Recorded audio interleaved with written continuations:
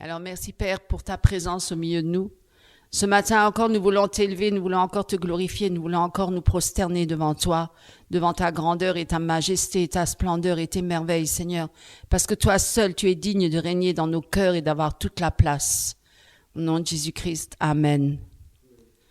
Alors ce matin, je vais vous parler d'un thème qui est assez d'actualité, c'est la fin des temps. Mais on parlait déjà de la fin des temps, déjà depuis le commencement, depuis le début. Les premiers apôtres, ils parlaient déjà de la fin des temps.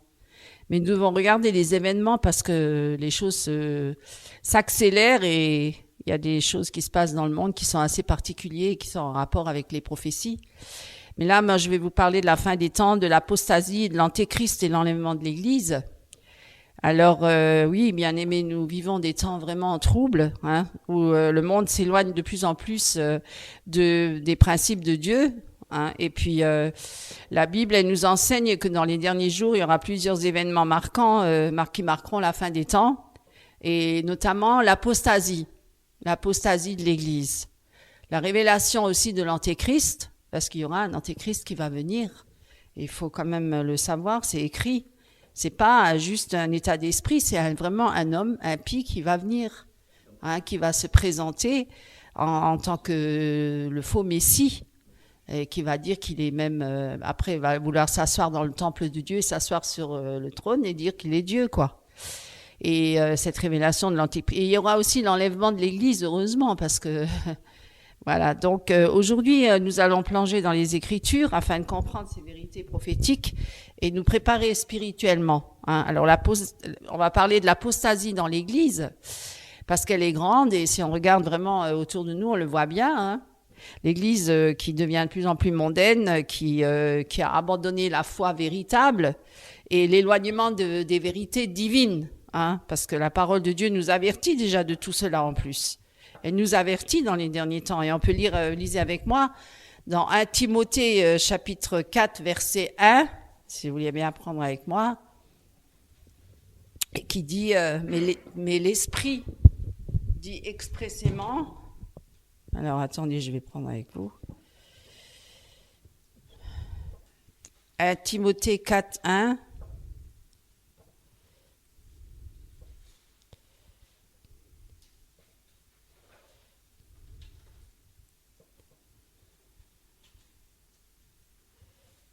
voilà.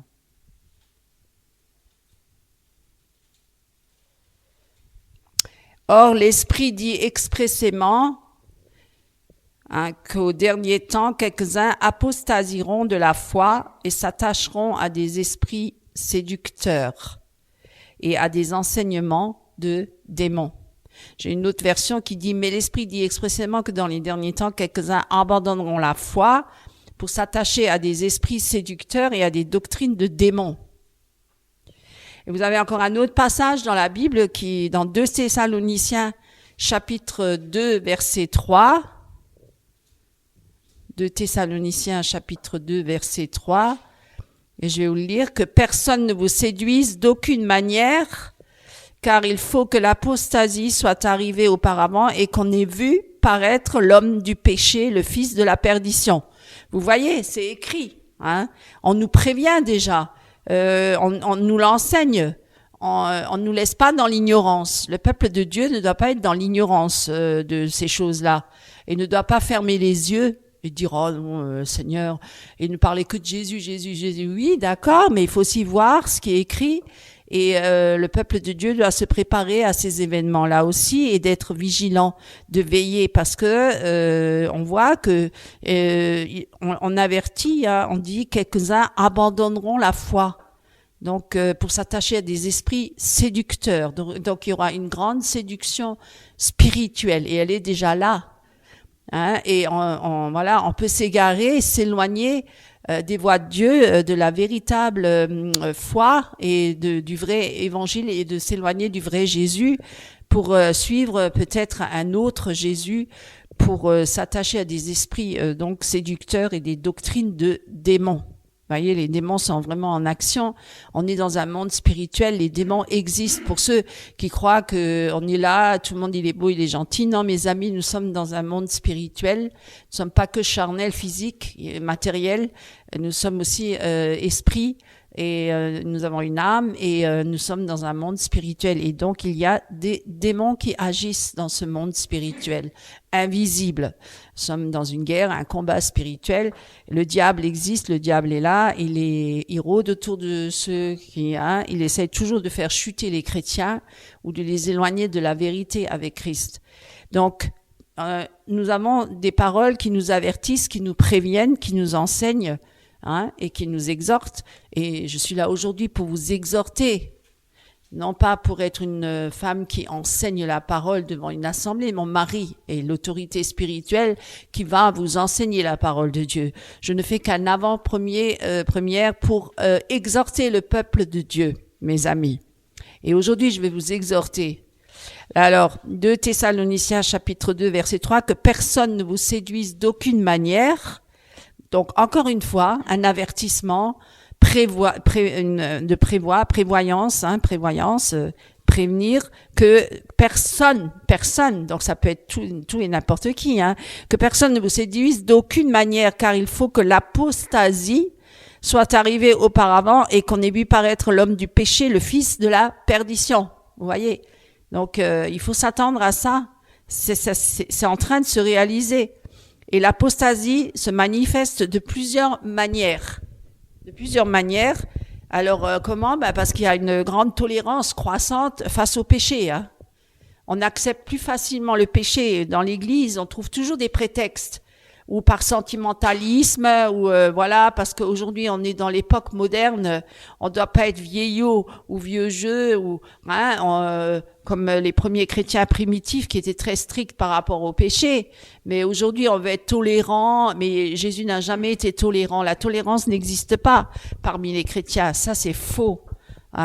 Zéro tolérance, parce que il y a une condamnation qui nous attend pour ceux qui ne se repentent pas de leurs péchés, qui n'acceptent pas Jésus-Christ comme leur Seigneur et Sauveur. Ils sont sous la condamnation. Et sous la condamnation, quel est l'avenir pour ces personnes-là? C'est écrit dans la Bible, ça sera les temps de feu, ce sera l'enfer. La condamnation, ce sera le jugement.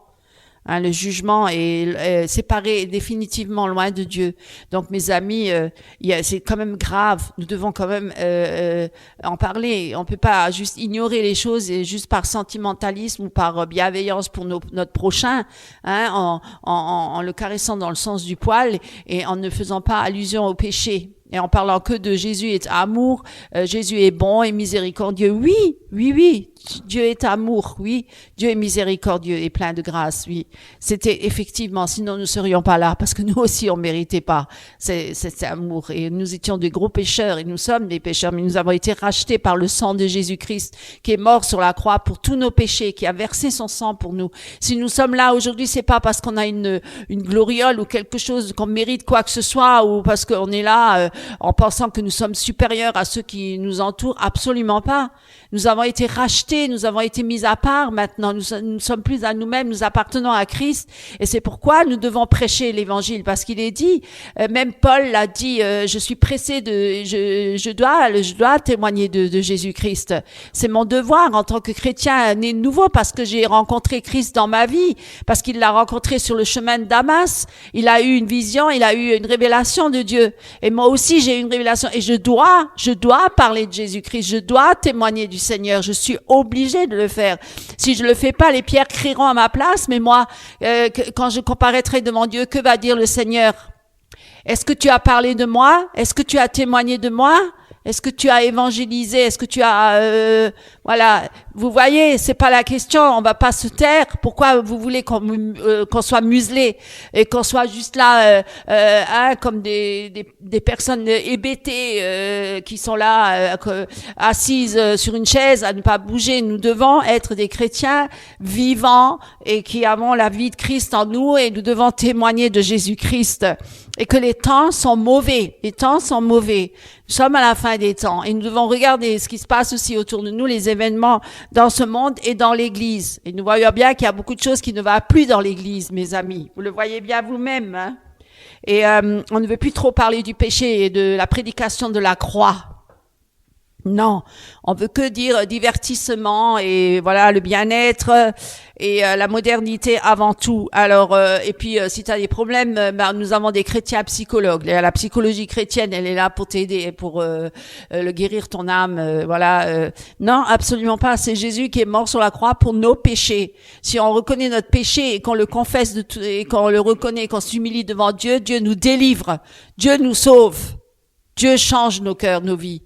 C'est le Seigneur, par son sang précieux et sa vie qu'il a donné pour nous. Il n'y a pas chrétien du christianisme psychologie chrétienne, ça n'existe pas, ça n'a jamais existé dans la parole de Dieu. C'est totalement faux. Hein, on n'a pas besoin de faire tout ça. Le Seigneur est là et le Seigneur est tout puissant pour nous délivrer. Il peut nous délivrer de toutes nos maladies, de toutes nos infirmités et de tous nos péchés et de tous nos problèmes psychologiques, qu'ils soient graves, profonds. C'est vraiment le Seigneur seul qui peut guérir et délivrer et sauver. Nul homme, nulle femme ne peut le faire. Nulle organisation, rien ni personne peut le faire. Aucun philosophe, aucun médecin, aucun spirit ou voyante ou quoi que ce soit. Tout ce que vous voulez consulter, tout ce que vous allez consulter pour être délivré de vos problèmes et de vos difficultés. Il y a que le Seigneur qui peut vous délivrer de vos problèmes et de vos difficultés. Au nom de Jésus-Christ, amen. Voilà. Donc, que personne ne vous séduise. L'apostasie, elle se manifeste, donc il y a une tolérance croissante du péché sous prétexte de la couverture et de la modernité. Moi, j'ai entendu récemment encore une qui disait « Ouais, mais on n'est plus à l'époque des premiers chrétiens, on est maintenant dans le 21e siècle, on est moderne, il faut utiliser les moyens modernes. » Et puis, voilà, hein, c'est ça, un rejet progressif de la saine doctrine, parce que c'est vieillot. Hein, plus personne ne veut entendre parler de ça. Les jeunes, ils vont s'ennuyer dans l'église, ils vont s'ennuyer si on leur prêche la parole. Il faut leur trouver des occupations. Il faut remplacer par des enseignements humanistes. Beaucoup racontent leur vie, hein, vous savez. La plupart des prédicateurs maintenant qui sont sur l'estrade, ils racontent toujours plus ou moins des anecdotes et puis des histoires, hein, de ce qu'ils ont vécu pendant la semaine, etc., comme style Joyce Meyer, hein, style Joyce Meyer. Hein, c'est un évangile humaniste, hein, donc je raconte ma vie et puis chacun va se reconnaître dans ce que j'ai vécu et puis voilà et puis il y a aussi le côté très matérialiste, hein. Vous le voyez bien, les chrétiens sont devenus très très matérialistes et avec cet évangile de prospérité. Parce qu'il y a une grande montée des faux prophètes, hein, qui séduisent les fidèles avec des messages qui sont très alléchants, hein, centrés sur le bien-être. Tout le monde veut se sentir bien, hein, on veut pas se sentir mal, on veut pas souffrir. De nos jours, on veut plus souffrir, on veut plus accepter aucune souffrance. Pourtant, Jésus l'a dit, hein, celui qui veut me suivre doit porter sa croix. Et c'est pas un chemin facile, c'est un chemin étroit. Et c'est un chemin où il y a beaucoup d'épreuves et c'est avec beaucoup de tribulations et d'afflictions qu'on rentre dans le royaume de Dieu. Donc, on passe par des moments d'affliction et des moments de souffrance parfois. Et comme Dieu le décide, parce que c'est quand même Dieu qui est au contrôle de ces choses-là. On va pas dire, mais quand on entend ces chrétiens-là, on dirait qu'on n'a pas le droit d'être jamais malade, toujours riche et toujours en haut et jamais en bas, hein. Toujours au summum, toujours au top et jamais en bas. Et c'est d'ailleurs, on le voit sur leurs apparences. Ils veulent toujours afficher une belle apparence, hein. Et voilà, on le voit bien dans leur comportement et dans leurs enseignements. Et dès que quelqu'un est dans l'affliction ou bien qui est peut-être dans une situation difficile ou même dans la pauvreté, on va dire qu'il est sous la malédiction. Il est sous la malédiction. Hein, parce que normalement, on doit être riche maintenant. Si on n'est pas riche, on n'est pas béni par Dieu. Il y a que les gens riches. Mais alors, tous ces Illuminati, tous ces francs-maçons, tous ces satanistes qui sont tellement ultra riches, ils sont bénis par Dieu, alors mes amis. Je sais pas, vous voyez, réfléchissez quand même un petit peu, hein. Et Jésus et tous les apôtres, ils étaient riches. Est-ce que Pierre, Jacques et tout cela, ils étaient riches, Jean? C'était des pêcheurs d'hommes, des pêcheurs de poissons. Ils sont devenus pêcheurs d'hommes. Mais ils étaient pas riches, mes amis. C'est pas une question qu'on doit pas être riche. Oui, on peut être riche, mais seulement si on est riche, on sera riche pour notre prochain. On sera riche pour donner à notre prochain. On sera riche pour partager, pas pour garder pour soi, pas pour aller avec des avions des jets privés et des gros bateaux là et avoir 36 maisons et 36 voitures, etc. Non, mes amis, arrêtez de croire que ces gens-là, ils sont bénis par Dieu. hein, et de porter des chevalières à tous les doigts, etc. Vous voyez, vous imaginez. Non, franchement, revenez à l'évangile, à la simplicité de l'évangile, hein, à la simplicité de l'évangile. Et alors oui, l'impact de l'apostasie sur les chrétiens et le monde, l'apostasie, ces gens qui sont que centrés sur eux et sur leur bien-être, hein, plutôt que sur la sainteté et la repentance de Dieu. Mais l'apostasie, ça touche pas que l'Église, hein. Ça a aussi un impact direct sur les croyants, mais aussi sur les sociétés, sur les gouvernements, surtout. Vous le regardez autour de vous. Alors, je vais vous parler de l'impact sur les chrétiens. Alors, qu'est-ce qui se passe quand ça agit comme ça, quand s'éloigne de plus en plus de la vérité, de la parole de Dieu, la pure vérité? Eh bien, on a une perte du discernement spirituel. On perd tout doucement le discernement. On ne sait plus qu'est-ce qui est vrai, qu'est-ce qui est faux. On rentre dans la confusion. Hein, on rentre dans un état d'esprit confus. Vous voyez, et d'ailleurs on le voit, pas que chez les chrétiens, mais dans le monde aussi, on voit la confusion. Les gens, ils savent plus quoi penser, qui croire, quoi suivre. On cherche un leader, on cherche un homme, quelqu'un qui va nous sauver, nous sortir de notre misère, nous délivrer. Est-ce que c'est pas ça ce que les gens ils recherchent? Ils recherchent un leader spirituel, un grand, même au niveau politique, un sauveur, presque un messie. Vous voyez, on le voit bien aujourd'hui. Déjà avec Trump, on le prend pour un messie. Quelques-uns disent même c'est le sauveur qui va tout régler, tout arranger. C'est lui qui va mettre de l'ordre dans toutes choses. Il va apporter la paix. Lorsque tout le monde dira paix, sûreté, c'est là que soudainement vient la ruine, non? C'est écrit dans la parole de Dieu. Lisez la parole, mes amis. Lisez la parole et priez. Alors nous avons une perte de discernement spirituel. Les chrétiens qui ne sont pas ancrés dans la parole, attachés fermement à la saine doctrine, ils sont facilement séduits. Facilement. Par des doctrines erronées, forcément, des fausses doctrines, des doctrines mensongères, pernicieuses, qui vont nous éloigner petit à petit de la présence de Dieu, du Seigneur et de la vérité, parce que c'est Jésus la vérité, et déformer la parole. Et il y a l'affaiblissement de la foi. On n'a plus trop la foi. Oh, il nous arrive des choses, oh, j'y crois plus, mais Dieu, il est où? Qu'est-ce qu'il fait? Hein? Combien de chrétiens le disent? Ou disent, maintenant, je suis malade, j'ai des problèmes. Mais il est où Dieu? Oh, mais c'est pas possible. Je prie tous les jours et il se passe rien. Hein, il y a le découragement, le manque de prière aussi, parce que beaucoup de gens ne prient pas, ne passent pas de temps dans la prière. Ils viennent le dimanche au culte, mais dans la semaine, ils vivent comme les païens. Ils n'ont pas beaucoup de temps pour prier. Ils cherchent beaucoup de divertissement, beaucoup d'occupations, mais pas beaucoup de temps pour passer avec Christ, hein, dans l'intimité avec Christ, dans la communion profonde avec Christ. Ce qui est quand même important.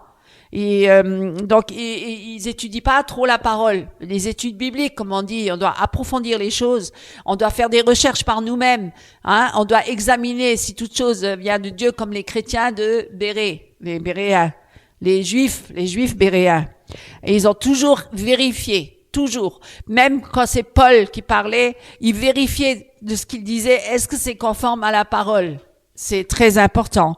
Il faut vraiment, acte 17, il faut vraiment le mettre en pratique. Hein? Et donc, s'il y a un manque de prière, un manque d'étude de la parole, eh bien, il y a quoi qui arrive? Une tièdeur. On devient de plus en plus tiède. On est moins bouillonnant pour le Seigneur. Hein? On rentre dans la tièdeur. Et qu'est-ce qu'il est dit dans la parole de Dieu? Dieu a dit, je vomirai de ma bouche les tièdes. Je préfère mieux que tu sois bouillonnant ou froid que tiède. Dieu a en horreur les tièdes. Alors mes amis, si nous sommes tièdes ce matin, je vous prie vraiment, même pour moi, je prie pour que le Seigneur me donne à nouveau ce zèle, d'être bouillonnante pour le Seigneur. Bouillonnante, vraiment. Oh oui Seigneur, aide-nous, la chair est faible, hein, la chair. Nous avons besoin de la grâce du Seigneur tous les jours de notre vie. Tous les jours, nous avons besoin de son aide et de son secours. Tous les jours. Parce que la nature pécheresse, elle prend vite le dessus, hein. Cette nature-là, elle doit être clouée à la croix, elle doit être morte. Elle ne doit plus se réveiller. Nous ne devons pas la réveiller, cette nature pécheresse. Ce vieil homme, il doit être cloué à la croix. Si on est mort, si le vieil homme, il est mort, eh bien, il n'y a plus de réaction par rapport à ce qui nous entoure, par rapport au monde. Parfois, on envie les païens, ou on envie certains qui sont peut-être une certaine gloriole ou une richesse, j'en sais rien. On les envie peut-être parce qu'on passe par des épreuves ou des situations difficiles. Alors on est là, on se dit oui, mais qu'est-ce qu'elle est ma vie? Elle est pas grand-chose, ma petite vie. Voilà. Et combien de chrétiens sont persécutés, qui ont rien, on leur dérobe tout, on leur enlève tout, on leur arrache même leurs vêtements, on les torture, on les flagelle et on les tue. Les chrétiens persécutés, l'église persécutée. Mais alors eux, ils ont aucune chance. Pourquoi est-ce qu'ils vivent tout ça? Si de l'autre côté, il y a une telle gloire parmi certains chrétiens qui sont élevés en gloire et en hauteur, il y a quand même un déséquilibre à ce niveau-là. Est-ce que nous sommes réellement dans le vrai évangile, dans la vraie foi? Est-ce que nous ne sommes pas un peu à côté? Est-ce que nous ne sommes pas égarés, éloignés de tout ça, de la vérité? Mes amis, quand il y a un compromis avec le monde, beaucoup se compromettent avec le monde. Et nous avons tous les jours besoin de veiller pour pas se compromettre avec le monde. Le monde est tellement attrayant. Il y a comme une force. C'est comme une, je sais pas, ça doit être une puissance, hein. Il y a comme une puissance quand même qui est là, qui vous attire comme un aimant, hein, qui vous attire toujours vers le monde. Vous avez pas remarqué? Il y a une force d'attraction comme ça. Et on a besoin d'aller à contre-courant. C'est comme s'il y a un courant qui vous entraîne, le courant de la perdition, le courant. Et on doit aller marcher à contre-courant. On doit être des soldats. On doit combattre, on doit marcher à contre-courant. C'est pas facile. Oh non, c'est pas facile. Mais sans Jésus, oui, avec l'eau par exemple, une grosse pression qui vient. Et nous, on doit aller nager à contre-courant de cette pression, de cette... Eh bien, c'est pénible. Mais par nos propres forces, on n'y arrivera pas. On va s'épuiser. Combien de chrétiens sont épuisés? Beaucoup de chrétiens sont épuisés. Ils font tellement d'œuvres et ils sont tellement activistes, tellement en activité, mais ils font des œuvres que Dieu leur a même pas demandé de faire. Et ils sont fatigués, ils sont usés, ils sont épuisés parce qu'ils ont agi par leur propre force, par la chair. Et si on marche par la foi avec Christ, c'est Christ qui vit en moi. Et si c'est Christ qui vit en moi, eh bien, celui qui est en moi est plus fort que celui qui est dans le monde. Il va me donner la force de marcher à contre-courant. Il va me donner sa puissance et son autorité. Il va me donner cette grâce particulière pour combattre le bon combat de la foi et remporter la victoire. Comme Paul, il l'a dit, j'ai combattu le bon combat. J'ai marché par la foi et je suis arrivé à la victoire jusqu'au bout, pour hériter de la couronne de vie. Parce que notre vie, notre espérance, elle est céleste, elle est pas terrestre. Elle est céleste. Nous sommes que de passage sur la terre. Nous sommes des étrangers, des voyageurs sur la terre. Notre patrie, elle est céleste. Nous devons nous réjouir pour notre patrie céleste. Ne pas regarder à ce monde. Ce monde-là, il va à la perte, il va à sa perdition. Mes amis, c'est écrit dans la parole. Lisez la parole. Priez. Cherchez la face de Dieu. Cherchez Dieu. Vous voyez le compromis avec le monde. De plus en plus de croyants, ils adoptent ces valeurs-là qui sont mondaines, plutôt que les principes bibliques. Parce qu'ils vont dire que c'est dépassé. C'est dépassé les principes bibliques, vous croyez pas? On peut plus vivre avec les principes bibliques dans ce monde-là. C'est vrai que c'est très dur. C'est vrai que c'est difficile. À l'époque peut-être de Jésus, ils vivaient dans des petits villages en communauté, ils étaient là, ils avaient leur petit travail simple d'artisans, voilà, ils avaient pas de télé, ils avaient pas d'internet, ils avaient pas tout ça forcément. Ils avaient peut-être une vie plus simple, mais peut-être moins provoquée par toutes sortes de tentations peut-être. Mais le péché il existait aussi déjà à l'époque, ils avaient des autres tentations. Le péché a toujours existé. Mais sauf aujourd'hui, c'est pire parce que on dirait que les écluses de l'enfer sont ouvertes, que les démons ils se déchaînent sur la terre et que on est tenté de tous les côtés, par tous les moyens, parce qu'il y a les médias, parce qu'il y a tant de choses qui nous assaillent, qui nous agressent dans le monde du travail et puis on nous assaille par des factures. On a tellement de matériel qu'on doit payer tellement de choses. Les factures s'accumulent. Dans le temps, les gens, ils avaient pas de téléphone, ils avaient pas Internet, ils avaient pas tout ça, ils avaient pas tous ces frais-là. Aujourd'hui, on est tellement liés, on est tellement esclaves du système, que on peut même plus, on a les banques en ligne et tout maintenant, on doit tout faire par Internet. On peut même plus, même pour rechercher un travail, il faut écrire par Internet pour postuler. Vous voyez, toutes les choses se font par Internet. La plupart des factures, on les paye par Internet. Donc, on est pratiquement quelque part esclave de ce système. On est presque dépendant de ce système. Alors, où il faudrait faire comme les Amish, enfin, je dis les Amish, c'est peut-être une secte pour certains, mais je veux dire, se retirer du monde et vivre en communauté entre eux et exploiter la terre ou trouver des formes d'entreprise où on peut s'auto-gérer et s'auto-suffire et voilà. Mais c'est difficile, hein. C'est difficile. C'est très difficile. Hein, et ne rien avoir à faire avec le monde. Ça serait bien, mais on peut pas. Alors Jésus a dit, Père, je ne prie pas pour ce que tu m'as donné, je ne prie pas pour que tu les ôtes du monde, mais que tu les gardes du malin. Alors que Dieu nous garde du malin et qu'il nous protège, qu'il nous préserve, parce que c'est vraiment très difficile, hein, mes amis.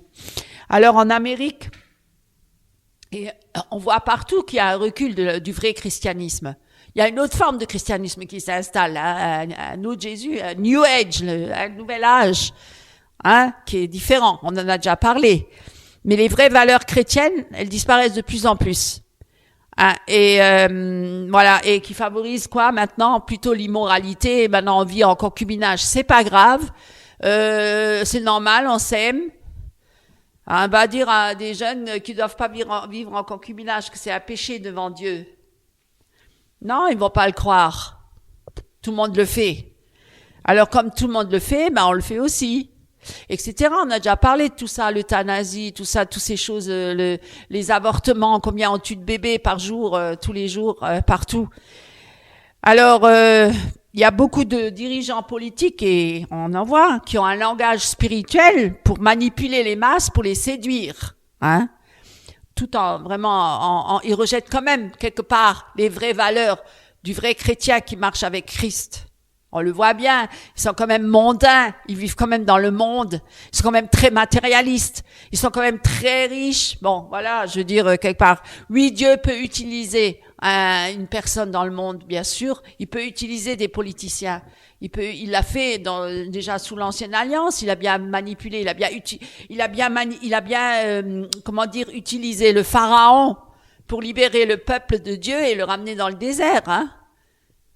Pharaon n'était pas converti, pourtant il l'a utilisé. Vous voyez, Dieu peut faire ce qu'il veut, hein. Alors, c'est pourquoi nous devons être vigilants. Il y a des exemples concrets, hein. Il y a des lois qui restreignent la liberté d'expression, surtout en France, hein. Alors dans les autres pays aussi, mais de plus en plus, il y a des sujets sensibles, il faut pas en parler, hein. Alors on peut parler de tout, mais sauf pas de Jésus-Christ dans les écoles. Comment ça se fait? On peut parler de Mohamed, on peut parler de n'importe qui, de Bouddha, de qui que ce soit. On peut parler des wokisme en France. On peut parler de liberté sexuelle, mais on peut pas parler de Jésus-Christ dans les écoles. Vous avez déjà remarqué ça? On n'a pas le droit. Et moi qui travaillais à l'époque à l'hôpital, j'avais pas le droit de parler de Jésus et de donner une Bible à un patient. Parce que j'allais me faire reprendre, et une fois je me suis fait reprendre. J'ai été convoquée chez la cadre au bureau. Elle m'a dit, alors j'ai dit non, c'est pas du prosélytisme, mais bon, j'ai travaillé en psychiatrie à l'époque là. Alors c'est sûr, on va dire, je manipule la personne parce qu'elle est faible d'esprit. Non, c'est la personne qui m'a demandé, elle me parlait de Dieu et je lui ai répondu. Et je lui ai répondu clairement et je lui ai donné une Bible. Voilà, c'est tout. Ça s'arrête là. Maintenant, où il est le problème? Il n'y a pas absolument pas un endoctrinement et absolument pas une manipulation quelconque. Mais vous voyez? Déjà là, on dit qu'on est dans un pays libre, mais c'est pas vrai. Quelque part, non, il y a des endroits où on n'a pas le droit de parler de Jésus-Christ. Mais on peut parler de tous les autres, de n'importe qui. Voilà, le monde est régi par Satan. Et c'est comme ça. Le monde entier est sous l'emprise du malin. Alors, hein, on peut aussi appeler, en Europe, il y a des églises historiques qui se vident de plus en plus, hein, oui, qui sont remplacées par des mouvements interreligieux. Vous connaissez l'œcuménisme, hein, qui favorise une fusion de tous les croyants. Même ceux qui prient à d'autres dieux, maintenant, on va dire, on prie tous le même Dieu. Hein, voilà, Bouddha ou Allah, ou etc. Ça, c'est l'œcuménisme. Hein. Ils veulent amener une spiritualité universelle. Là. C'est comme au niveau mondial, il y a des institutions très influentes comme l'ONU. Hein. Vous connaissez, hein. Eh bien, eux, ils poussent vers une spiritualité universelle qui rejette l'exclusivité du message de Christ. Alors, on connaissait, on en a déjà parlé, à Chrislam et tout ça. Et nous devons rester vraiment vigilants et nous attacher fermement à la parole de Dieu sans compromis afin de ne pas être emportés par ce vent d'égarement. Parce que c'est vrai, c'est comme un vent d'égarement. D'ailleurs, c'est même écrit dans la Bible que si on n'a pas l'amour de la vérité, Dieu, il t'envoie un esprit d'égarement. C'est même Dieu qui le permet. C'est même Dieu qui le permet. Vous imaginez? Alors, je vais vous parler de la venue de l'Antéchrist. Parce qu'après l'apostasie, il viendra un temps où il y aura vraiment l'homme impie qui va se montrer l'Antéchrist et qui prendra le contrôle du monde. Vous voyez, ça sera un homme très puissant, très puissant, très puissant, et il trompera beaucoup de nations. Et au début, il donnera l'impression d'être pour le bien et même à la limite d'être pour Dieu. Mais finalement, comme il dit, au bout de 3 ans et demi, il s'opposera ensuite et il montrera qu'il s'oppose complètement à Dieu. Et il se proclamera lui-même Dieu. Au début, il fera des bonnes choses, il réglera beaucoup de problèmes. Économiques, politiques, sociaux, spirituels, tout. Il aura une telle puissance, une telle autorité et un tel charisme, un tel charme, charisme. Que tout le monde, même s'il fallait que les élus soient séduits, il faut vraiment être vigilant, parce qu'il aura vraiment une prestance et il réglera beaucoup de problèmes. Il apportera la paix, paix. Et au début, on ne pensera pas qu'il est contre Dieu, au contraire. Mais après, il s'opposera à Dieu. Il se proclamera lui-même Dieu. Et il persécutera violemment, mais comme ça n'a jamais existé. Autant les chrétiens que même le peuple juif. C'est là que d'ailleurs les juifs vont reconnaître, parce qu'ils ont cru que c'était le Messie. Et ils ont voulu suivre le faux Messie. Ils ont dit que c'était le Messie. Mais finalement après, ils vont reconnaître le vrai Messie quand il viendra. Alors, c'est écrit dans la parole tout ce que je dis là. Oui, mes amis, lisez, vérifiez ce que je dis. Alors, on peut lire dans 2 Thessaloniciens, chapitre 2, verset 4. L'adversaire, vous voyez, l'adversaire qui s'élève au-dessus de tout. 2 Thessaloniciens, chapitre 2, verset 4. Vous avez? L'adversaire qui s'élève au-dessus de tout ce qu'on appelle Dieu ou de ce qu'on adore, jusqu'à s'asseoir dans le temple de Dieu, se proclamant lui-même Dieu. Vous voyez? C'est écrit, Et on peut encore lire dans Apocalypse, chapitre 13, versets 16 à 17. Prenez avec moi, Apocalypse 13, 16 à 17.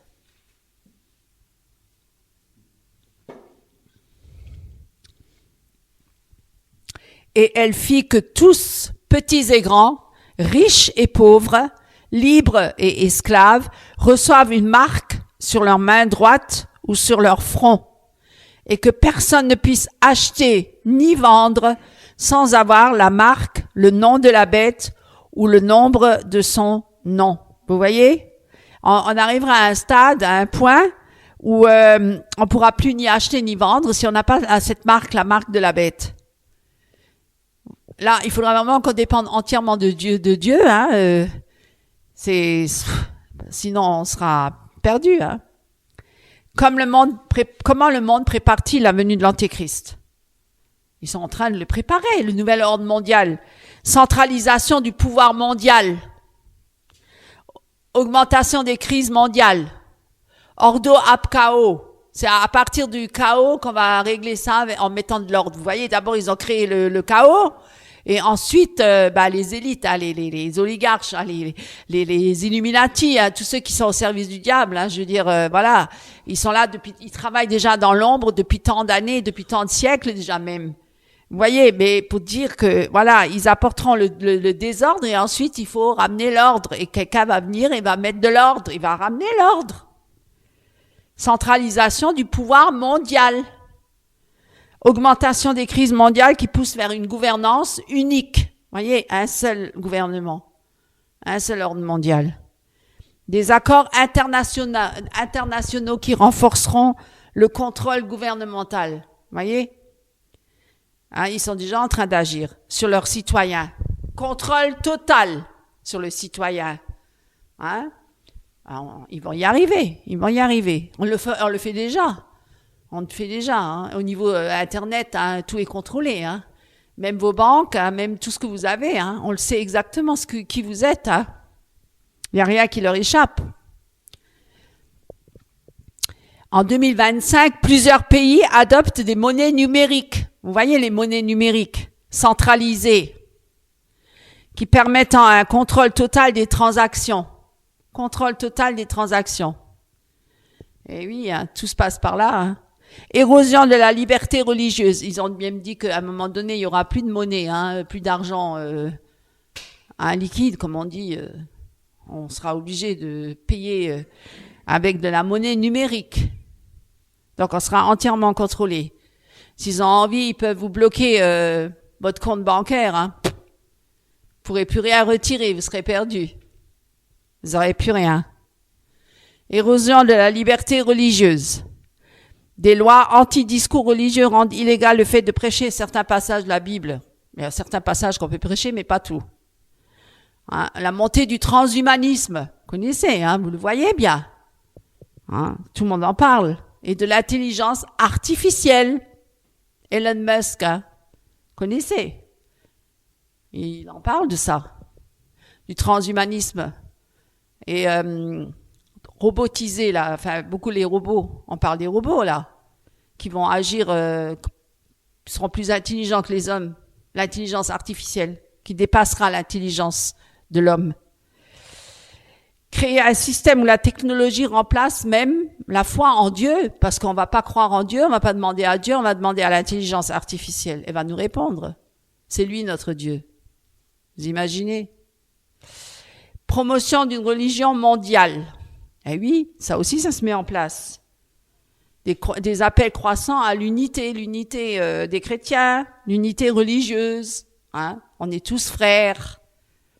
Même ceux qui vouent un culte à Bouddha ou à Krishna ou à l'islam, à Mohamed, on est tous frères. Non, on n'a pas tous le même Dieu. On n'est pas tous frères. Faux.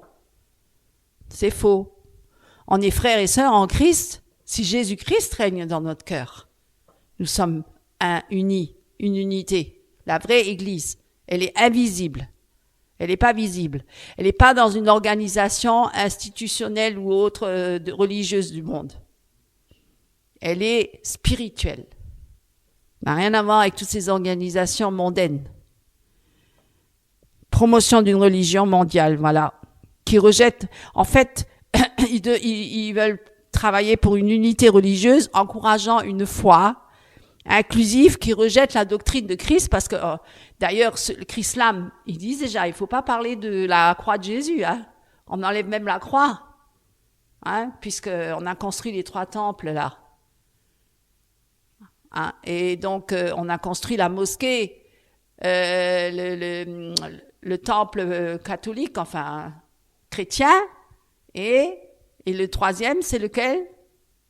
Les 3 juifs. Mais il faut pas parler de Jésus, il faut pas parler de la croix.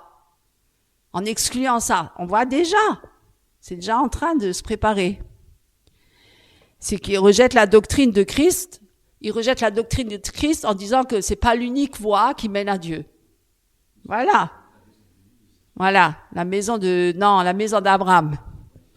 C'est la maison d'Abraham. Vous connaissez les 3 églises qu'ils ont construites, les 3 temples, la mosquée et le reste. Le pape et d'autres leaders religieux s'associent à des organisations politiques. Voilà. Est-ce que Jésus était dans la politique? Jamais. Est-ce que les chrétiens, ils doivent s'engager dans la politique? Jamais. C'est pas biblique. Jamais le peuple de Dieu s'est engagé dans la politique, mes amis. Avec des organisations politiques pour promouvoir une spiritualité universelle. Les croyants doivent discerner les signes de cette montée en puissance et ne pas être séduits par son apparente bienveillance. Parce que soi-disant que c'est pour le bien du citoyen. Même pour le bien des chrétiens. Bien sûr qu'on doit prier pour les autorités et qu'on doit, pour vivre en paix dans un pays. Mais bien sûr qu'on doit prier pour celui qui est à la gouvernance le président ou voilà le roi ou la reine, ou qu'il faut prier pour revivre en paix et tranquille dans ce pays. Forcément, c'est certain. Il n'y a pas de doute là-dessus. Donc nous devons discerner les signes de cette montée en puissance et ne pas être séduits par son apparence de bienveillance. Et je vais m'arrêter là pour aujourd'hui, mes amis. Vraiment, soyez vigilants et vérifiez tout dans la parole de Dieu. Cherchez la face de Dieu. Priez sans cesse.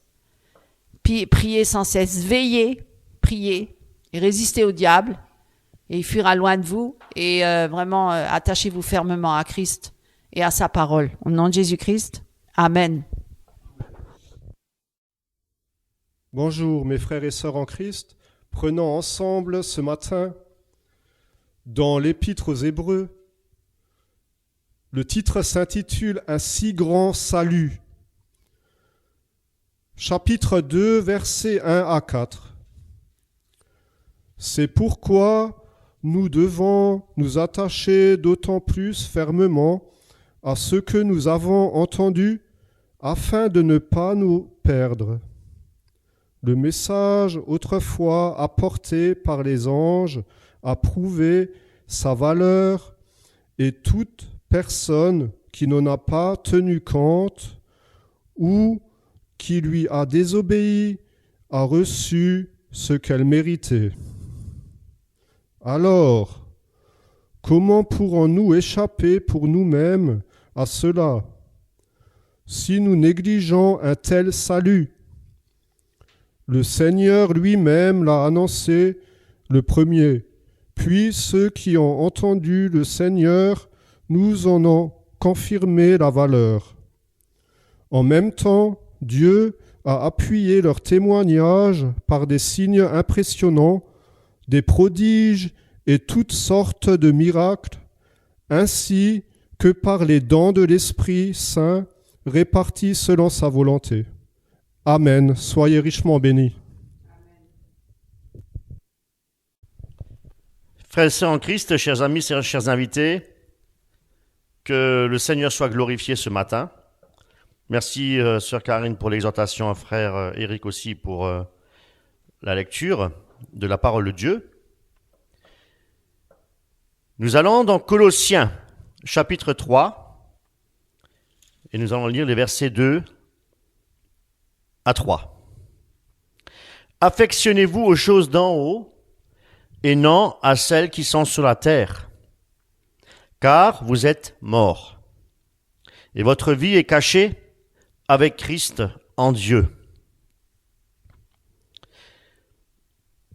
L'apôtre Paul, ici dans l'épître Colossiens, il s'adresse à des chrétiens qui vivaient dans le monde. Et le monde, comme nous le savons, est rempli de distractions, de philosophie humaine. Et toutes ces choses-là, effectivement, si nous n'avons pas le discernement, eh bien, ça nous égare. Et même un chrétien peut être égaré par des discours philosophiques, mondains, par la distraction que le monde peut apporter. Eh bien, pensez-vous que les choses aujourd'hui ont changé? Là, nous sommes effectivement au 1er siècle. Aujourd'hui, les choses, mes amis, n'ont pas changé. Nous sommes confrontés aux mêmes problèmes, aux mêmes difficultés. Aujourd'hui, ce qui préoccupe l'homme, c'est le matérialisme, sous toutes ses formes.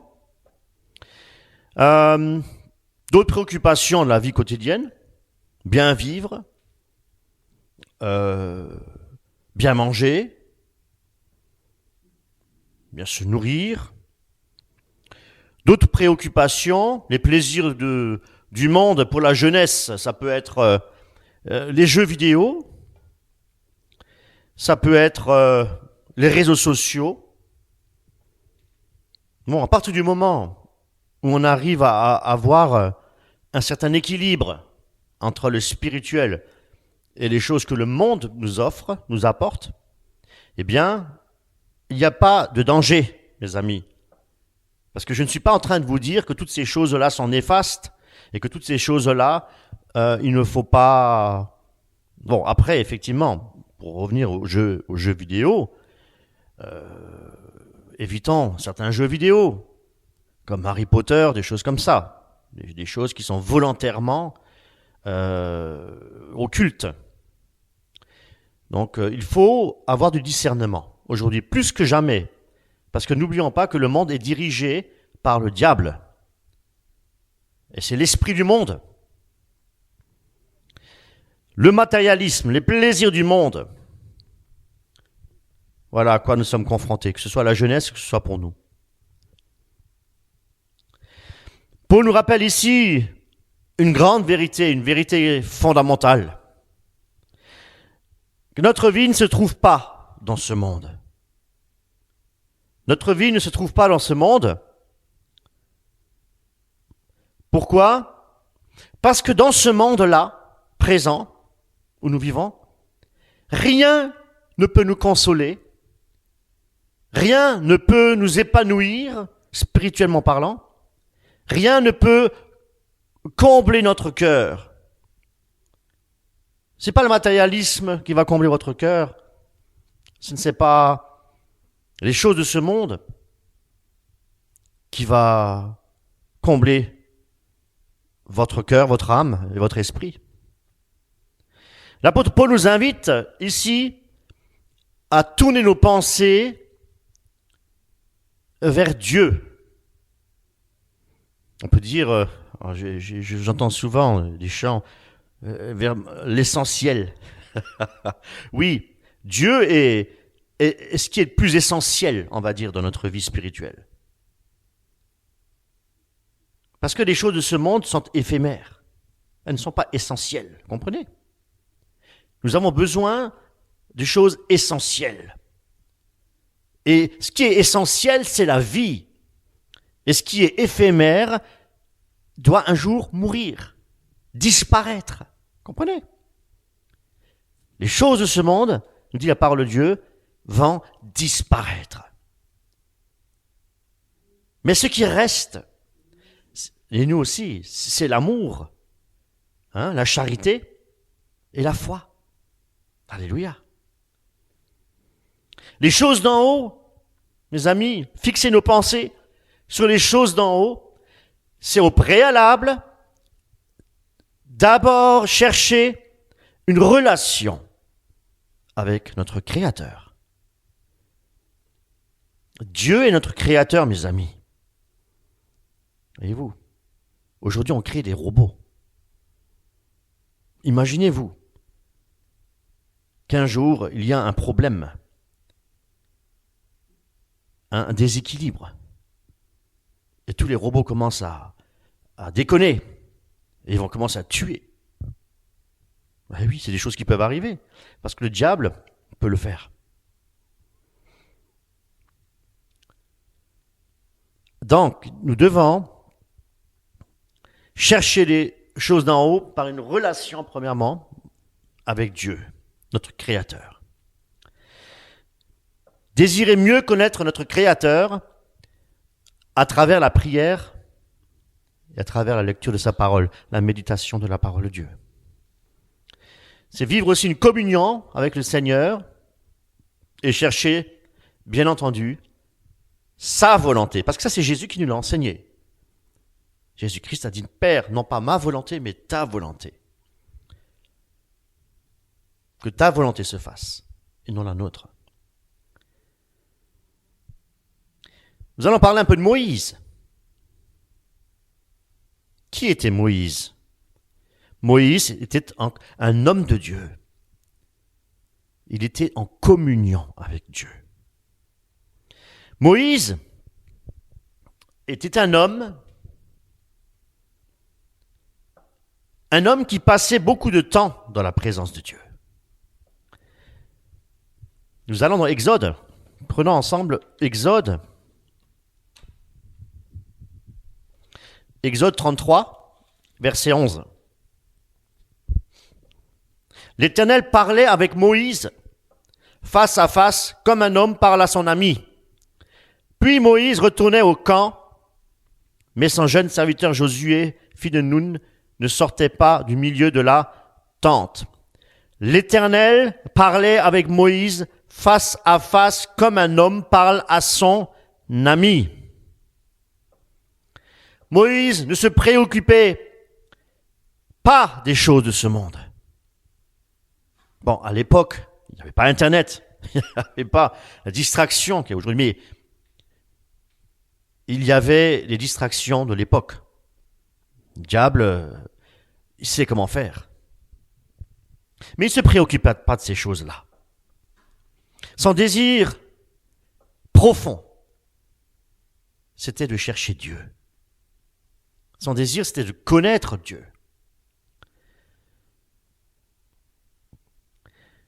Et c'est pourquoi il a pu dire au verset 18,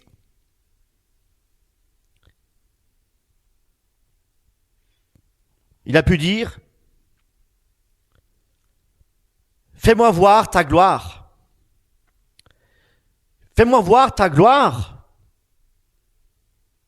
Est-ce que c'est quelque chose qu'on peut demander au Seigneur aujourd'hui? Seigneur, fais-moi voir ta gloire. Pour voir la gloire de Dieu, on doit déjà avoir effectivement une communion intense avec le Seigneur. Et fais-moi voir ta gloire, c'est cela aussi fixer son regard vers les choses d'en haut. C'est penser vers les choses d'en haut. Vouloir que Dieu soit vraiment le centre de notre vie. Vouloir avoir plus de Dieu. Mieux le connaître encore. Et surtout pour être transformé à l'image de son Fils. Connaître Dieu pour être transformé à l'image du Christ. Mes amis. Non pas connaître Dieu pour faire de grands miracles et de grands prodiges, mais pour aimer comme Jésus-Christ a aimé, a donné sa vie pour toute l'humanité. Il n'y a pas un plus grand. Qu'est-ce qui est écrit dans la parole de Dieu? Il n'y a pas plus grand que de donner sa vie à qui? Pour son frère, notre prochain. Comme Christ a donné sa vie pour nous. Amen. Que le Seigneur puisse nous transformer pour ressembler à Jésus-Christ. Fixer nos pensées sur Dieu, c'est vraiment le chercher de manière passionnée. On parle de la passion du Christ. Être passionné de Jésus-Christ. Et dans la passion, mes amis, il y a la persévérance. Il y a la persévérance. Alors, un autre exemple biblique, Enoch. Enoch, c'était un homme qui marchait avec Dieu. La Bible parle très peu, effectivement, on a très peu d'informations d'Enoch, mais ce que nous savons de lui est suffisant et puissant. Genèse chapitre 5, verset 24. 5, verset 24. Il est dit, Enoch marcha avec Dieu, puis il ne fut plus, parce que Dieu le prit. Si je prends le verset qui précède, tous les jours d'Enoch furent de 365 jours. Enoch marcha avec Dieu, puis il ne fut plus, il fut pris. Amen. Il fut pris. Parce qu'il avait une communion intime avec Dieu, une communion profonde, et parce qu'il obéissait à Dieu, comme personne n'obéissait, mes amis. Enoch, il marcha avec Dieu, il est écrit. Il avait une relation vivante avec le Seigneur. Et même, l'auteur aux épîtres des Hébreux, on va dans Hébreux 11, il fait allusion effectivement à cet épisode-là, verset 5. C'est par la foi qu'Enoch fut enlevé parce qu'il ne vit point la mort et qu'il ne parut plus parce que Dieu l'avait pris. Car avant son enlèvement, il avait reçu le témoignage qu'il était agréable à Dieu. Il était agréable à Dieu. Sommes-nous agréables à Dieu, mes amis? Marchons-nous avec Dieu comme Enoch?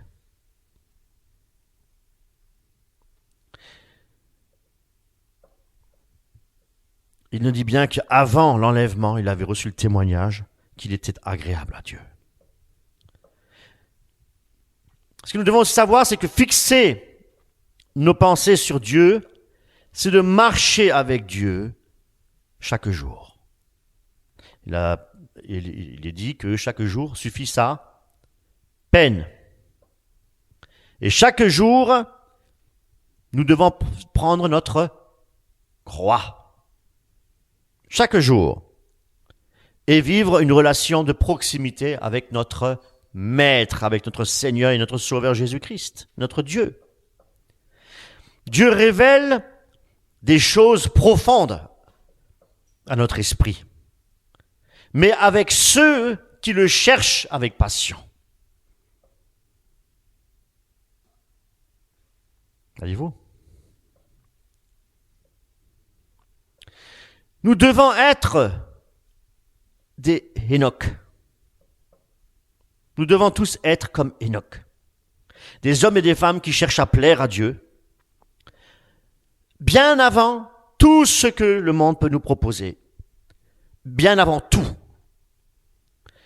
Et prendre aussi le temps chaque jour pour être dans les moments d'intimité avec le Seigneur. C'est pas toujours facile quand on travaille, je l'avoue. Des fois dans les contextes un peu difficiles. C'est pas facile pour se retirer, pour être dans la communion du Seigneur. Des fois on est tellement pris par l'esprit du monde qu'on a même du mal à prier. Qu'on a même du mal. Ça, il faut le dire les choses, hein? Combien de fois je suis pris au travail où j'ai même pas envie de prier, mes amis. J'ai l'esprit qui est complètement mondain. Parce qu'on entend des choses, il y a de la musique, il y a ceci, cela, du monde, musique profane. Eh bien, ça nous déstabilise. Ça peut toucher même nos émotions, mes amis. Et on a du mal à prier. On a du mal à se rapprocher de Dieu. C'est ça le combat de tous les jours, mes amis.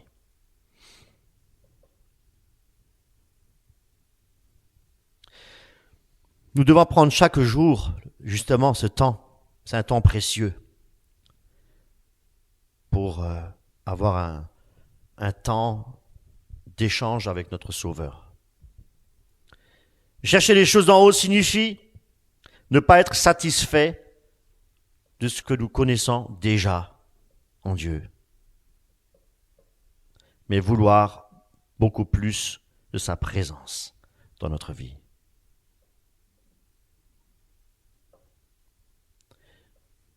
Plus du Seigneur. Les choses d'en haut pour ressembler à Jésus-Christ. Un autre exemple, Anne. Anne était une femme qui priait continuellement, sans relâche. Anne, elle avait un problème. Son problème, c'était un problème de stérilité. Elle ne pouvait pas recevoir d'enfant. Mais au lieu de se plaindre, au lieu d'abandonner, elle a persisté dans la prière. Elle a prié avec persévérance. Elle a prié avec intensité, mes amis, sans relâche. 1 Samuel, chapitre 1, verset 10, il est dit: et l'amertume dans l'âme, elle pria à l'Éternel et versa des pleurs. Mes amis, elle n'a pas prié qu'une seule fois. Mais elle a persisté dans la prière. Elle a persisté jusqu'à ce qu'elle puisse recevoir une réponse de Dieu. Incroyable. Et lorsque le prophète Élie, le sacrificateur Élie, l'a vu en train de prier, eh bien, qu'est-ce qu'il disait? Mais cette femme est ivre. Elle est remplie d'alcool. Mes amis, tellement qu'elle était concentrée dans la prière. Il y avait juste ses lèvres qui bougeaient. Elle était concentrée. Voyez-vous? Concentrée. Elle priait par l'Esprit. Elle était conduite par l'Esprit de Dieu pour prier. Concentrée dans la prière et concentrée dans la relation avec son Dieu. 1 Samuel 1,13. Anne parlait dans son cœur et ne faisait que remuer ses lèvres, mais on n'entendait point sa voix. Élie pensa qu'elle était ivre. Et elle répond, « Non, mon Seigneur, je suis une femme qui souffre en son cœur. Et je n'ai bu ni vin, ni boisson enivrante, mais je répandrai mon âme devant l'Éternel. » Et qu'est-ce qui s'est passé? Dieu l'a exaucé. Dieu l'a exaucé. Elle a donné naissance à un enfant. Vous connaissez le nom de son enfant? Samuel. Samuel. Et qu'est-ce qu'il est devenu Samuel? Un grand prophète. Amen. Dieu répond à ceux qui le cherchent.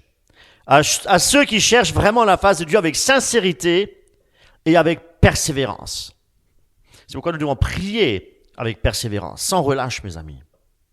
Une vraie relation avec Dieu se manifeste donc par une soif de sa présence. C'est ça. Est-ce que nous avons un cœur comme celui d'Anne? Un cœur qui crie à Dieu, un cœur qui crie sans relâcher, en persistant, en persévérant. Même quand nous sommes dans les épreuves, persévérons-nous dans la prière. Grandir avec Dieu, mes amis, c'est aussi désirer la sagesse de Dieu. On a besoin de la sagesse de Dieu pour grandir avec Dieu, pour ressembler à Jésus-Christ. Nous avons besoin de la sagesse d'en haut. Si nous manquons de sagesse, il est écrit, nous devons le lui a demandé, exactement. Fixer nos pensées sur Dieu signifie rechercher aussi sa sagesse. Et pourquoi? Parce que la sagesse de Dieu ne vient pas du monde, elle vient d'en haut. Il dit la parole de Dieu, la sagesse d'en haut. Et cette sagesse-là, si elle vient d'en haut, c'est pour nous éclairer sur notre marche chrétienne, sur notre chemin. Pourquoi? Pour nous éclairer, pour toujours être dans la volonté de Dieu, pour pratiquer les commandements de Dieu. Voilà pourquoi nous devons avoir la sagesse de Dieu. La sagesse de Dieu nous permet aussi de discerner le bien du mal, de prendre des bonnes décisions dans notre vie de tous les jours, dans nos choix, dans nos engagements, et aussi de marcher, pour marcher aussi dans sa sainte volonté. Eh bien, beaucoup de personnes pensent que la sagesse, c'est quelque chose qui est plutôt réservé à des intellectuels. On parle de philosophie, ou encore la sagesse pour des grands leaders charismatiques. Nous avons besoin de la sagesse pour diriger le peuple de Dieu. Mes amis, il est écrit dans la parole de Dieu que Dieu donne sa sagesse à ceux qui la demandent avec humilité, avec un cœur humble. Si nous manquons de sagesse, nous devons lui la demander, il nous la donne gratuitement, mes amis. Il n'est pas réservé qu'à des leaders charismatiques. La sagesse de Dieu, c'est pourquoi elle est très importante pour tout un chacun. Il faut surtout la demander lorsqu'il y a des lorsque nous devons gérer des choses difficiles. Il faut la sagesse de Dieu. Souvent de fois, on veut gérer des problèmes avec notre propre sagesse. Eh bien, combien de fois on peut se tromper? Combien de fois on dit, ah, là j'ai agi avec beaucoup de précipité, j'ai précipité les choses, j'ai manqué de sagesse. On entend souvent ça, souvent de fois. Ici, j'ai manqué de sagesse. Eh bien, c'est normal parce que avec notre sagesse, nous ne pouvons rien faire. Notre sagesse, non. Il faut la sagesse de Dieu, mes amis. Un chrétien doit marcher avec la sagesse de Dieu. Joseph, qui était aussi fils de Jacob, et lui, c'est un très bon exemple aussi pour montrer ce qu'est la sagesse. Et parce que Joseph a appliqué la sagesse qu'il a reçue de Dieu, il l'a mis en application. Dans Genèse 39, alors que Joseph est encore esclave en Égypte, dans la maison de Potiphar, son épouse, sa femme, était avec Joseph et elle voulait le séduire. Joseph, c'est vrai qu'il était encore jeune.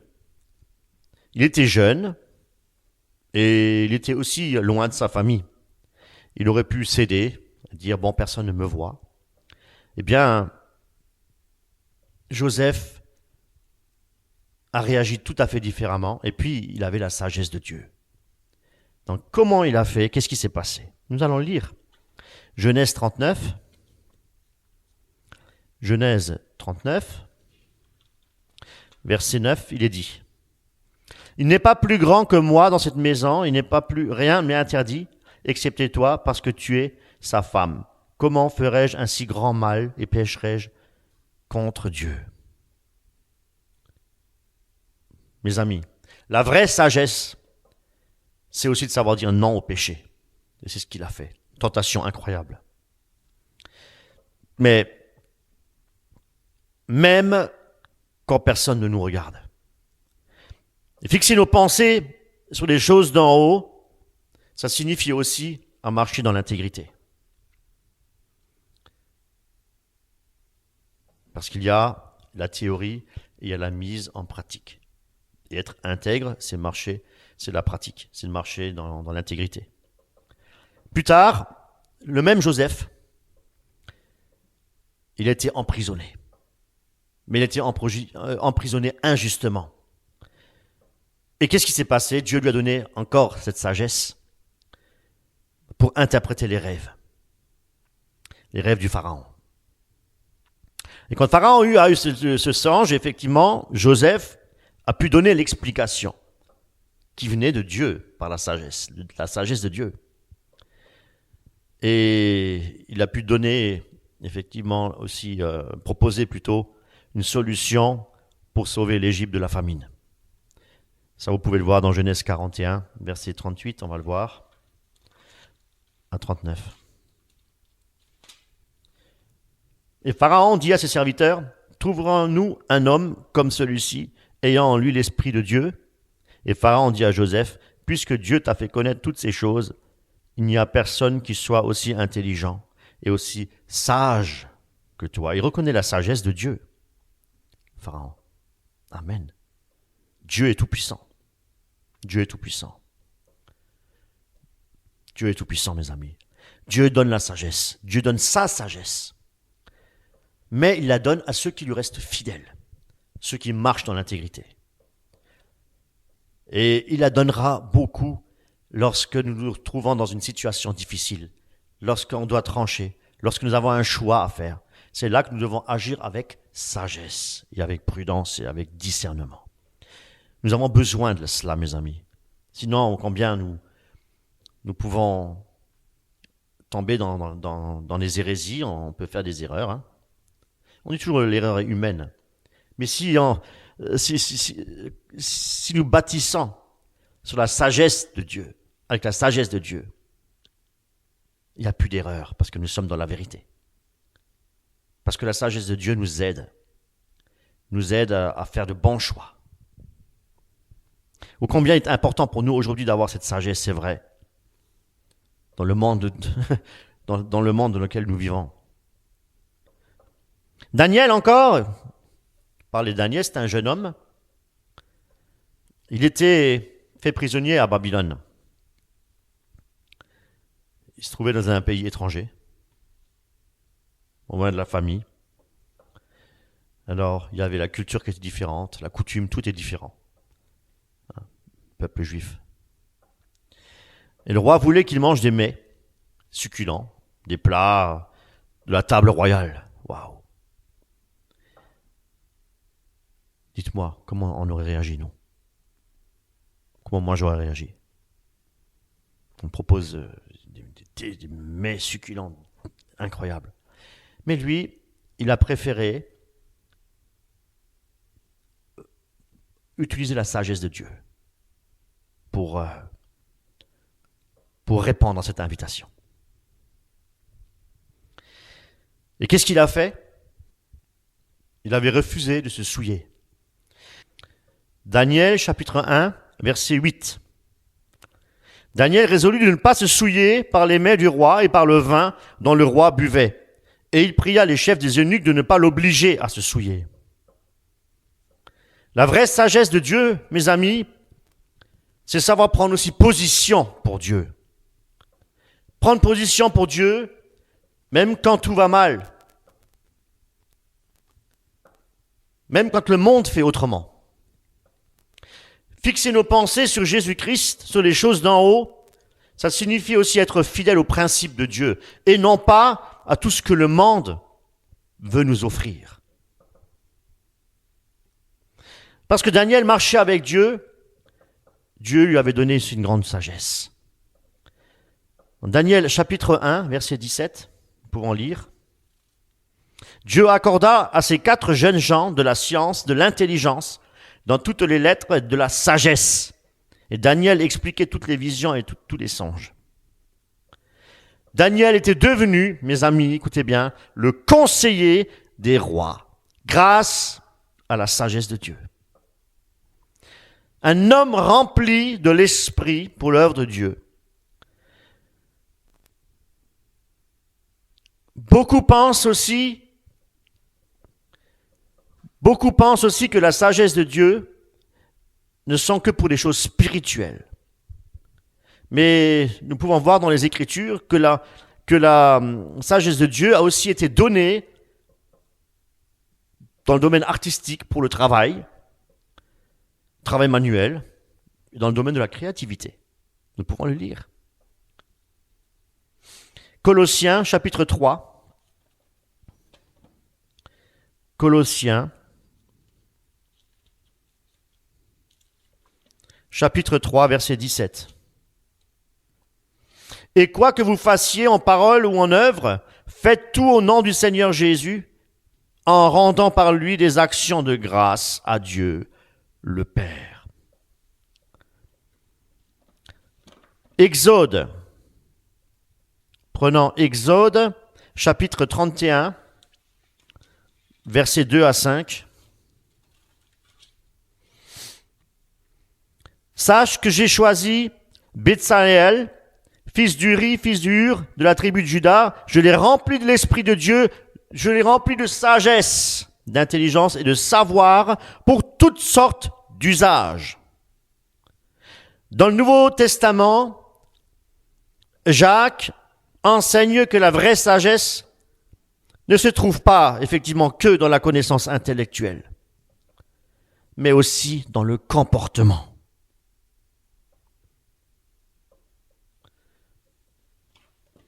Jacques, chapitre 3.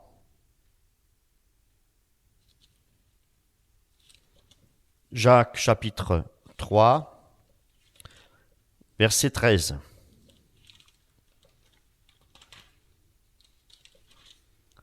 Il est dit, « Un figuier, mes frères, peut-il produire des olives ?» Lequel d'entre vous est sage et intelligent, qu'il montre ses œuvres par une bonne conduite avec la douceur de la sagesse. Jacques explique que la sagesse divine est aussi différente de la sagesse du monde au verset 17, quand il dit « La sagesse d'en haut est premièrement pure, ensuite pacifique, modérée, conciliante, pleine de miséricorde et de bons fruits, exempte de duplicité, d'hypocrisie. » C'est pourquoi nous pouvons dire aussi qu'une personne qui est remplie de la sagesse de Dieu, la sagesse d'en haut, ne cherche pas la dispute, ne cherche pas les querelles, et n'est pas orgueilleuse, mais elle vit dans la paix et elle vit dans l'humilité. Donc demandons au Seigneur si une langue sage, une langue non pas pour critiquer, pour juger, pour maudire, mais une langue pour bénir notre ami, notre ennemi, pour bénir notre frère, notre sœur, qui nous donne la sagesse pour cela. Et nous devons aussi apprendre aussi à cultiver l'amour, à cultiver l'humilité et la paix. Parce que toutes ces vertus-là montrent que nous avons reçu la sagesse de Dieu. Comprenez? Nous avons vu que la sagesse de Dieu se manifeste de plusieurs façons. Et que pour nous, il est très important de la chercher.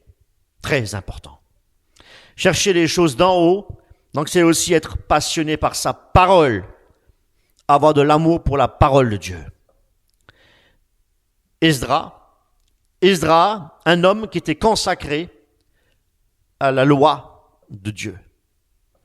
Esdras, qui était-il? Un prêtre, il était aussi scribe. Et il vivait au moment de l'exil, le retour d'Israël, de l'exil de Babylone. Et il avait un amour profond pour la parole de Dieu. Nous pouvons lire Esdras,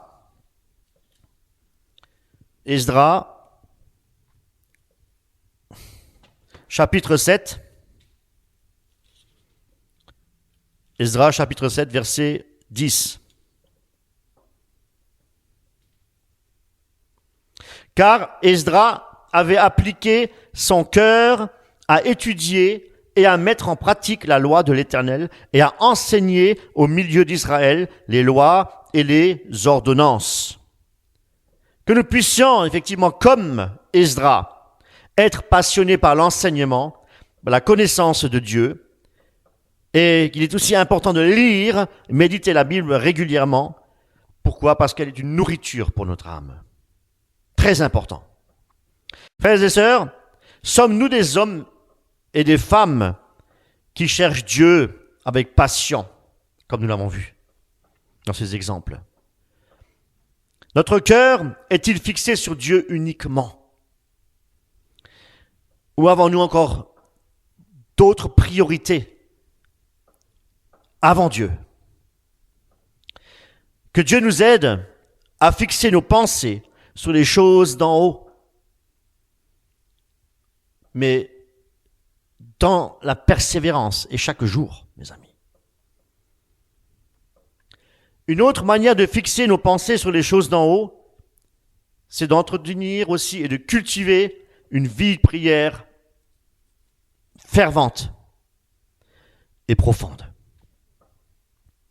Daniel est un homme de prière, et la Bible nous dit que Daniel priait 3 fois par jour. Il priait même quand ça lui coûtait la persécution. Et pourquoi priait-il autant, mes amis? Pourquoi? Parce qu'il savait que la prière renforçait la communion avec Dieu. Et ça l'aidait à rester fidèle à Dieu, malgré les difficultés qu'il devait passer.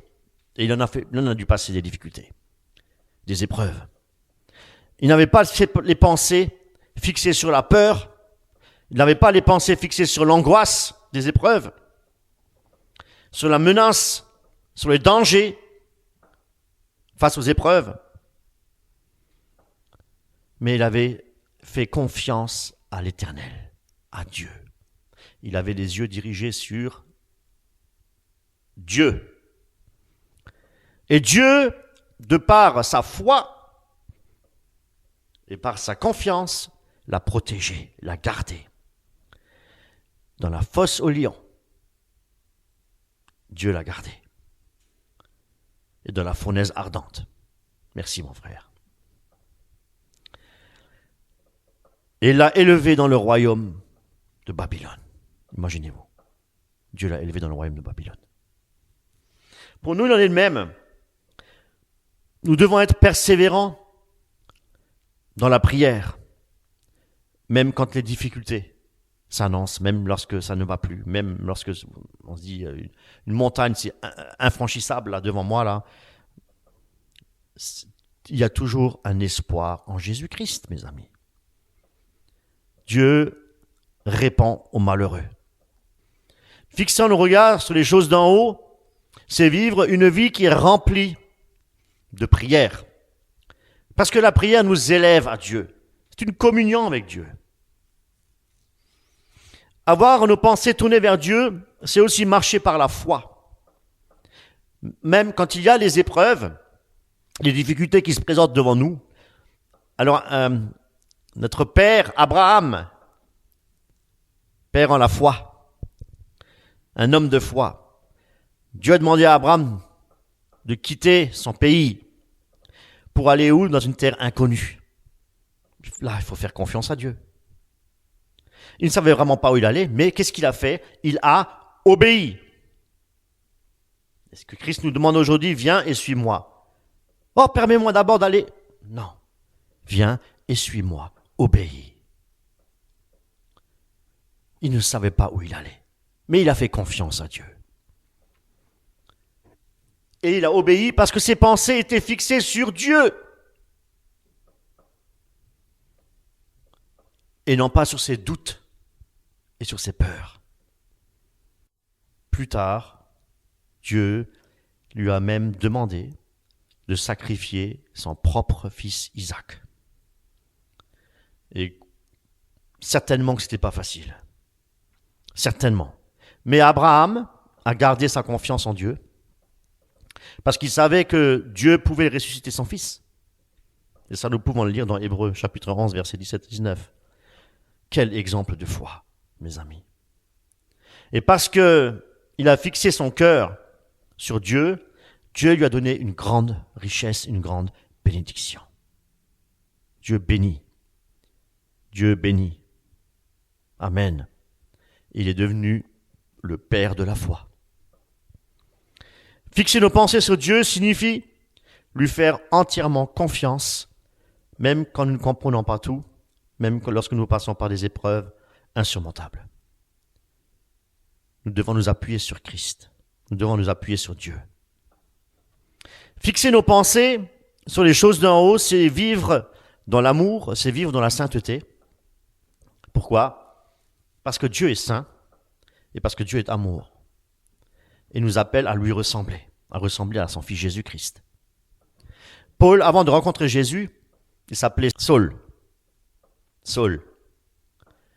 Et qu'est-ce qu'il faisait, Saul? Qu'est-ce qu'il faisait? Il persécutait les chrétiens.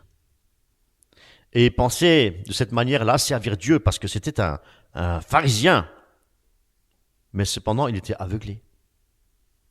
Il était aveuglé. Mais le jour où il a rencontré Jésus sur le chemin de Damas, tout a changé. Il a eu une vision, sa vie a changé. Il a compris que la seule chose qui comptait, c'était de connaître Christ et de vivre pour Christ. Parce qu'il dit aussi en Philippiens, je regarde toute chose comme étant une perte à cause de l'excellence de la connaissance de Jésus-Christ. Amen. Frères et sœurs en Christ, où sont fixées nos pensées? Dieu nous appelle à élever notre regard et à chercher les choses éternelles. Si nous avons les pensées fixées vers Jésus-Christ, nous avons des pensées d'éternité, mes amis. Avoir les yeux fixés sur Jésus-Christ et chercher les choses d'en haut, désirer une relation profonde avec notre Dieu, c'est d'avoir une vie prière fervente, et marcher par la foi et non pas par le doute, par la peur et l'angoisse. Donc, c'est-à-dire de faire confiance à Dieu. Et aussi de vivre dans l'amour de Dieu et dans la sainteté. C'est ça, avoir les yeux fixés sur Christ. Et que Dieu nous aide à fixer nos pensées sur les choses d'en haut et cela chaque jour. Mes amis, soyez richement bénis. Amen.